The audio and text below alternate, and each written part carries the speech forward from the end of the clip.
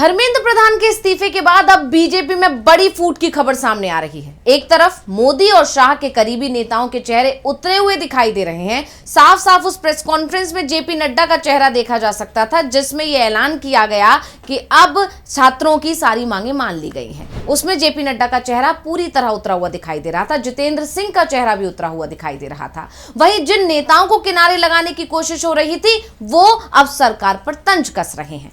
BJP के पूर्व राष्ट्रीय अध्यक्ष मुरली मनोहर जोशी ने तीखा तंज कसा है। वहीं पार्टी सांसदों के परिजन प्रधान के इस्तीफे का जश्न मना रहे हैं। एनडीए में शामिल पार्टियां भी छात्रों की बड़ी जीत बता रही हैं। यानी जो लोग अभी तक बीजेपी के अंदर चुप्पी साधे बैठे हुए थे, उनकी आलोचना नहीं कर पा रहे थे, धर्मेंद्र प्रधान का इस्तीफा होते ही वो अब खुलकर बोलते हुए दिखाई दे रहे हैं। यानी छात्रों ने बीजेपी नेताओं को भी अपनी बात रखने की, अपनी बात खुलकर रखने की ताकत दे दी है और अपनी ही पार्टी के अंदर अपनी आवाज उठा सकें, ऐसे उनको ताकत दे दी है। नहीं तो मोदी शाह के दौर वाली बीजेपी में पार्टी नेताओं को ही सवाल करने की इजाजत नहीं है। जो नेता पार्टी हाईकमान से सवाल करता है, उसे किनारे लगा दिया जाता है। लेकिन अब बीजेपी के अंदर भी मोदी शाह के खिलाफ आवाजें उठ रही हैं और सहयोगी दल भी बोलते हुए दिखाई दे रहे हैं। यानी बीजेपी के अंदर भी बगावत है और सहयोगी तो नाराज चल ही रहे हैं, जिसके बाद सवाल उठ रहे हैं कि क्या पीएम मोदी की अपनी सरकार और पार्टी से पकड़ कमजोर होती दिखाई दे रही है? क्या एनडीए के सहयोगियों को भी एहसास होने लगा है कि अब मोदी के नाम पर चुनाव नहीं जीत पाएंगे? राहुल गांधी ने कहा है कि मोदी अब अतीत बनने वाले हैं, भविष्य में वो कोई चुनाव नहीं जीतेंगे। तो क्या उसका खौफ अब एनडीए के अंदर भी दिखने लगा है? इन सभी सवालों पर आज हम अपनी इस स्पेशल रिपोर्ट में करेंगे बात। नमस्कार, मैं हूं अंशिता।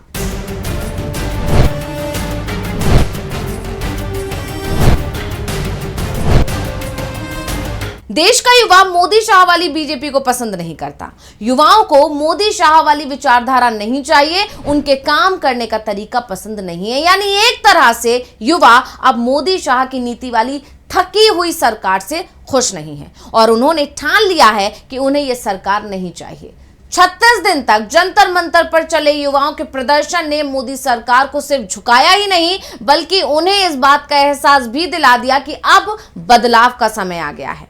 और हैरानी की बात तो यह है कि इस सरकार के खिलाफ नाराज युवाओं में खुद बीजेपी नेताओं के बच्चे भी शामिल हुए और इस प्रदर्शन में वो खुलकर शामिल हुए और बीजेपी सरकार की आलोचना की, धर्मेंद्र प्रधान के इस्तीफे पर खुशी जाहिर की। और जब ये कहा गया कि इस तरह का जश्न वो ना करें, तो भी उन्होंने बगावत दिखाई और दो टूक जवाब दे दिया कि आप हमें नहीं रोक सकते।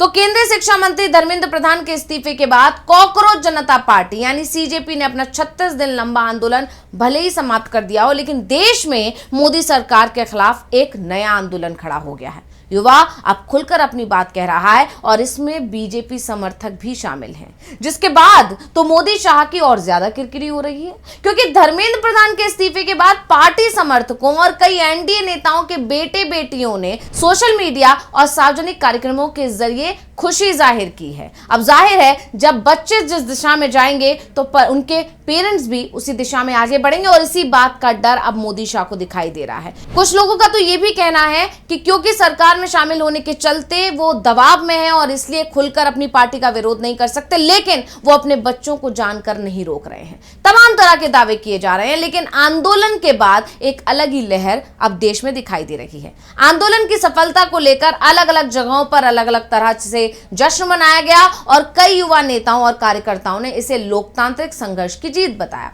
इस घटनाक्रम के बाद उन लोगों की चर्चा सबसे ज्यादा हो रही है जिन्होंने खुलकर धर्मेंद्र प्रधान के इस्तीफे और सीजेपी के आंदोलन की सफलता का स्वागत किया और उन्हें बधाइयां दी। लेकिन इन सब में सबसे ज्यादा चर्चा उन नेताओं के बच्चों की हो रही है जो बीजेपी के नेता हैं, क्योंकि उन्होंने खुलकर इस आंदोलन को सफल बताया है। यानी एक तरह से उन्होंने बीजेपी सरकार की ही निंदा कर दी है। तो इस लिस्ट में सबसे पहला नाम है अर्चिता सचिन राहर का। अर्चिता बीजेपी सांसद अपराजिता सारंगी की बेटी हैं, जो ओडिशा से पार्टी की सांसद हैं। ओडिशा से ही धर्मेंद्र प्रधान भी बीजेपी के सांसद बने हैं। यानी प्रधान को अपने ही गृह राज्य में बीजेपी समर्थकों का साथ मिलता नहीं दिख रहा है। अपराजिता की बेटी की तरफ से धर्मेंद्र प्रधान के इस्तीफे का जश्न मनाते हुए एक इंस्टाग्राम स्टोरी पोस्ट की गई थी। इसे युवाओं की बड़ी जीत बताते हुए उन्होंने खुशी जाहिर की थी, जिसकी चर्चा हर तरफ हो रही थी। लेकिन इस चर्चा ने तब ज्यादा जोर पकड़ लिया जब अर्चिता ने दूसरी स्टोरी पोस्ट की और इस स्टोरी में यानी नई स्टोरी में उन्होंने दावा किया कि धर्मेंद्र प्रधान के पीए ने उनकी मां यानी अपराजिता से संपर्क किया और उनसे अर्चिता की स्टोरी डिलीट करने के लिए कहा। और इसका जिक्र अर्चिता ने अपनी नई स्टोरी में किया। उन्होंने लिखा, धर्मेंद्र प्रधान के पीए से भी कहना चाहती हूं, जो निश्चित रूप से मेरी मां को संदेश भेजकर मुझसे मेरी पिछली स्टोरी हटाने के लिए कहेंगे। ऐसा वो पहले भी हो चुका है, लेकिन परेशान होने की जरूरत नहीं है, मैं उसे नहीं हटाऊंगी। जय जगन्नाथ, जय हिंद। यानी उन्होंने दो टूक जवाब दे दिया कि स्टोरी तो नहीं हटेगी। हालांकि अर्चिता की मां बीजेपी सांसद अपराजिता सारंगी ने शिक्षा मंत्री के इस्तीफे पर पोस्ट करते हुए लिखा कि श्री धर्मेंद्र प्रधान जी ने आज केंद्रीय शिक्षा मंत्री के पद से इस्तीफा दे दिया है। नैतिक जिम्मेदारी लेते हुए इतने ऊंचे पद से इस्तीफा देने के लिए बहुत हिम्मत की जरूरत होती है। ये तारीफ के काबिल है और इस मुश्किल समय में मैं उनके साथ खड़ी हूं। मैं उनके आने वाले समय के लिए शुभकामनाएं देती हूं। महाप्रभु जगन्नाथ उन पर अपनी कृपा बनाए रखें। अपराजिता क्योंकि बीजेपी के सांसद हैं, ऐसे में उनका इस तरह का पोस्ट करना बताता है कि कहीं ना कहीं वो दबाव में है, मजबूर है। लेकिन अर्चिता ने बता दिया है कि वो वही करेंगी जो उनका मन करेगा, यानी वो किसी भी तरह के दबाव में नहीं आएंगी। और बीजेपी नेताओं के बच्चे इस सरकार की नीतियों से खुश नहीं है, ये साफ दिखाई दे रहा है। और इसका सिर्फ एक उदाहरण नहीं है, बल्कि इस लिस्ट में असम के कैबिनेट मंत्री और सीनियर असम गण परिषद के नेता केशव महंता की बेटी दिविसा महंता का नाम भी है, जो सीजेपी के प्रोटेस्ट में शामिल हुई थी और उनकी तस्वीर सोशल मीडिया पर तैर रही है। गुवाहाटी में कांग्रेस जनता पार्टी के नेतृत्व में एक विरोध प्रदर्शन हो रहा था और उसके दौरान उन्हें प्रधानमंत्री नरेंद्र मोदी के खिलाफ नारे लगाते हुए देखा गया। यानी बीजेपी के समर्थक की बेटी अब नारे लगा रही थी पीएम मोदी के खिलाफ, और ये बहुत बड़ी बात है। सबसे बड़ी बात यह है कि असम गण परिषद की तरफ से साफ कर दिया गया कि मंत्री की बेटी किस तरह के नारे लगा रही है, उसे इससे कोई मतलब नहीं है। इसके बाद असम के सीएम हिमंता बिस्वा शर्मा को भी बयान देना पड़ा, जिसमें उन्होंने कहा कि इस तरह की नारेबाजी से गठबंधन पर असर नहीं पड़ेगा। वहीं इससे पहले महाराष्ट्र के मुख्यमंत्री देवेंद्र फडणवीस की बेटी दिविजा फडणवीस ने भी सीजेपी आंदोलन के दौरान छात्रों के प्रदर्शन का समर्थन किया था। हालांकि वो किसी प्रदर्शन में शामिल नहीं हुई, ना ही सरकार के खिलाफ कोई बयान दिया, लेकिन इस प्रदर्शन का स्वागत करना या उसकी तारीफ करना ही अपने आप में प्रदर्शन के साथ खड़ा होना है। दिविजा ने कहा था, शांतिपूर्ण विरोध हर नागरिक का लोकतांत्रिक अधिकार है, लेकिन हिंसा किसी भी पक्ष से स्वीकार्य नहीं है। दिविजा ने कहा था कि छात्रों की चिंताओं और शिक्षा सुधार की मांगों पर गंभीरता से ध्यान दिया जाना चाहिए। उन्होंने युवाओं से अपील की थी कि किसी भी आंदोलन या सोशल मीडिया कैंपेन का समर्थन करने से पहले उसके मकसद और तथ्यों को अच्छी तरह समझें। यानी साफ है कि बीजेपी के चाहे सांसद हो, चाहे नेता हो, चाहे समर्थक हो या फिर मुख्यमंत्री ही क्यों ना हो, उनके बच्चे भी अब बीजेपी आलाकमान से, बीजेपी सरकार से, मोदी सरकार से खुश नहीं है। और ये सिर्फ युवाओं की ही बात नहीं है, बल्कि बीजेपी के सीनियर लीडर भी अब बीजेपी आलाकमान के काम से खुश नहीं है। और ये देखने को मिला पूर्व मानव संसाधन मंत्री और बीजेपी के मार्गदर्शक मंडल के सदस्य मुरली मनोहर जोशी के पोस्ट में, जिसमें उन्होंने धर्मेंद्र प्रधान के इस्तीफे पर खुशी जाहिर करते हुए कहा, देर आए दुरुस्त आए। श्री धर्मेंद्र प्रधान ने त्यागपत्र दे दिया है। आशा करता हूं कि प्रधानमंत्री जी भी इस पर शीघ्र ही समायोजित निर्णय लेंगे। इसके साथ ही उन्होंने आंदोलन में शामिल छात्रों को भी बधाई दी।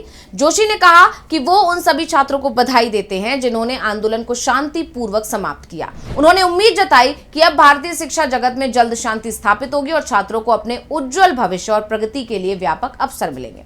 वहीं इससे पहले उन्होंने जंतर मंतर पर प्रदर्शन कर रहे छात्र छात्राओं पर बल प्रयोग करने की तीखी निंदा भी की थी। उन्होंने एक्स पर पोस्ट में कहा था कि उन्हें यह देखकर अत्यंत पीड़ा हुई है कि महिलाओं और युवतियों पर निर्मम बल प्रयोग किया गया। उन्होंने कहा था कि यह देखना अत्यंत पीड़ादायक है कि देश के विभिन्न भागों से आए युवा छात्र कई दिनों से नई दिल्ली की सड़क पर एकत्रित हैं। उनकी चिंताएं और सरोकार वास्तविक हैं। इन्हें सहानुभूति तथा दूरगामी समाधान की दृष्टि से हल किया जाना चाहिए। मुझे पूरी आशा है कि इसे केवल कानूनी और व्यवस्था की समस्या के रूप में नहीं देखा जाए, जिससे बलपूर्वक निपटा जाए। अब बीजेपी के वरिष्ठ नेता ने लिखा है कि ऐसे बल के उपयोग से भारतीय समाज का बड़ा हिस्सा विकसित भारत के लक्ष्य से बहुत दूर हो जाएगा। यानी साफ है कि बीजेपी के अंदर से ही बीजेपी आलाकमान के फैसलों के खिलाफ, उनकी नीतियों के खिलाफ, उनके रवैये के खिलाफ आवाज उठने लगी है। चाहे वो सीनियर लीडर रहे हों या फिर आज का युवा, दोनों ही अब बीजेपी आलाकमान से खुश दिखाई नहीं दे रहे हैं और ये बीजेपी के लिए बहुत ही बड़ी चिंता की बात है। तो स्पेशल रिपोर्ट आपको कैसी लगी हमें कमेंट करके अपनी राय जरूर दीजिएगा। इसी के साथ मुझे दीजिए इजाजत। देखते रहिए टीवी लाइव। नमस्कार।